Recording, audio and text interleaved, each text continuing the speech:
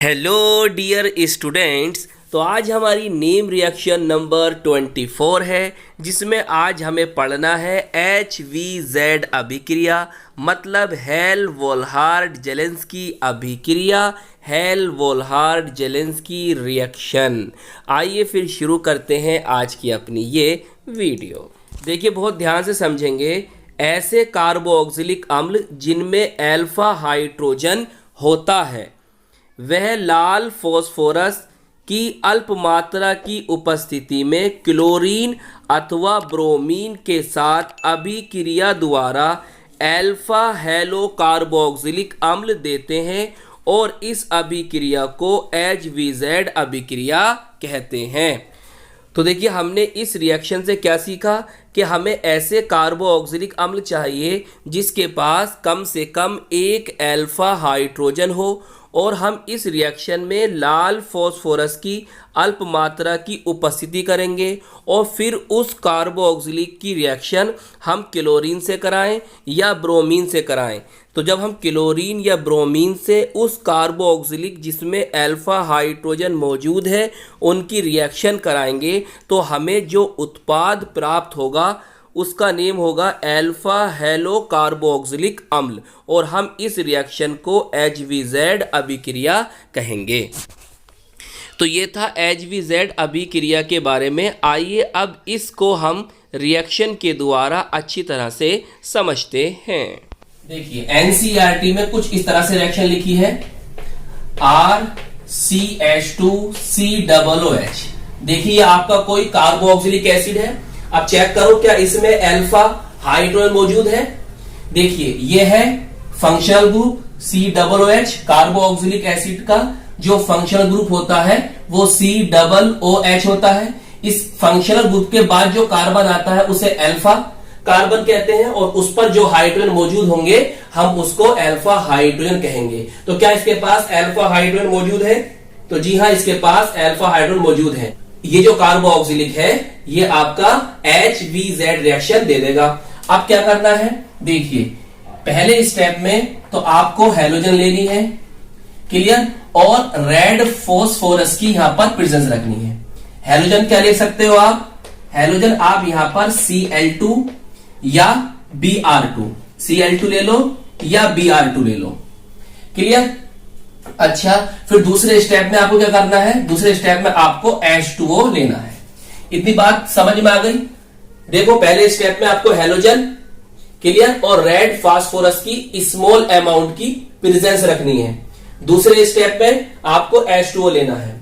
अब देखिए क्या करना है। अब ये करना है, देखो ये आपके पास हैलोजन है तो एक हैलोजन लीजिए और एक यहां से हाइड्रोजन लो, तो HX यहां से निकल जाएगा और एक हैलोजन को यहां पर इस कार्बन के साथ जोड़ दोगे। देखो RCH, और ये आ जाती है यहां पर X प्लस, और यहां पर COOH प्लस जो एक H निकला, एक यहां से हैलोजन लो तो यहां से क्या बन जाएगा HX। अब ये जो कंपाउंड आपका ऑब्टेंड हुआ है इसे ही हम कहते हैं अल्फा हेलो कार्बोक्सिलिक एसिड, क्योंकि जो हैलोजन एटम है आपका वो कौन से कार्बन पर है? अल्फा कार्बन पे है, अल्फा कार्बन पर है, तो इसीलिए हम इसको अल्फा हेलो कार्बोक्सिलिक एसिड कहते हैं। अगर आपने यहां पर Cl2 ली होती तो यहां पर Cl आता, यहां पर Cl आता, क्लियर। अगर आपने Br2 लिया होता तो यहां पर Br आता और यहां पर क्या आता? Br आता। तो ये जो रिएक्शन आप देख रहे हो यही आपकी HVZ रिएक्शन है। तो बताओ, ये बुक समझ में आ गई एकदम? चलो इसे नोट कर लो, फिर हम इसका एग्जाम्पल लेकर आपको समझाते हैं। चलिए एग्जाम्पल ले लें इसका। देखिए, इस तरह से याद रखो कि हम जो है R के स्थान पर क्या ले लें, यहां पर हम ले लेते हैं CH3। तो क्या फॉर्मूला बना? CH3 CH2 COOH। इसका जो कॉमन नेम होता है प्रोपियोनिक एसिड और IUPAC नेम होता है प्रोपेनोइक एसिड, क्लियर। अब क्या करना है, देखिए, अब ये करना है कि हमने हैलोजन ले लें। हम यहाँ पे या तो Cl2 ले सकते हैं या Br2।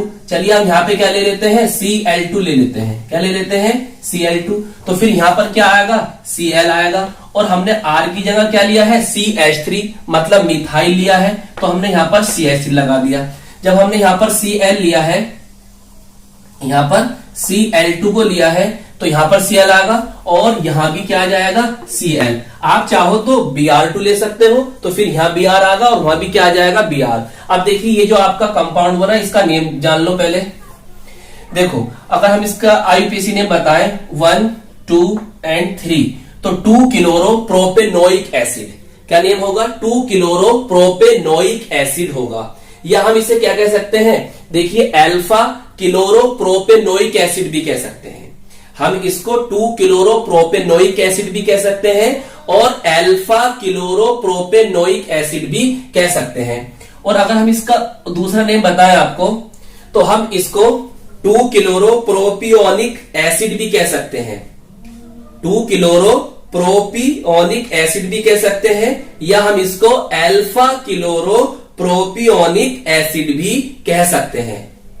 तो ये थी आज की हमारी वीडियो जिसमें हमने HVZ रिएक्शन को समझा। तो ये रिएक्शन आपको अच्छी तरह से समझ में आई होगी और ये वीडियो आपको पसंद आई होगी और आप अपना अच्छा सा प्यारा सा सुंदर सा नोट्स बनाते रहिए। आप हमारे चैनल की प्ले लिस्ट में जाकर देखेंगे तो हमने चैप्टर वाइज आपको कन्वर्जन करा रखे हैं। यूनिट 10 हो, यूनिट 11 हो, यूनिट 12 हो, यूनिट 13 के जो ऑर्गेनिक के कन्वर्जन है 12th क्लास के, वो लगभग सब करा रखे हैं। और एनसीईआरटी में हमने यूनिट 10 की एनसीईआरटी डाल रखी है और यूनिट 11 की कुछ क्वेश्चन की एनसीईआरटी डाल दी है। वो बाकी धीरे धीरे अपलोड होती रहेंगी वीडियो। उसके बाद देखें तो टी ब्लॉक की जितनी भी इंपॉर्टेंट कन्वर्जन है इन ऑर्गेनिक केमिस्ट्री की, वो भी हमने अपने चैनल पर अपलोड कर रखी हैं। आप प्ले लिस्ट में जाकर देखिए और प्यारा सा सुंदर सा नोट्स बनाइए।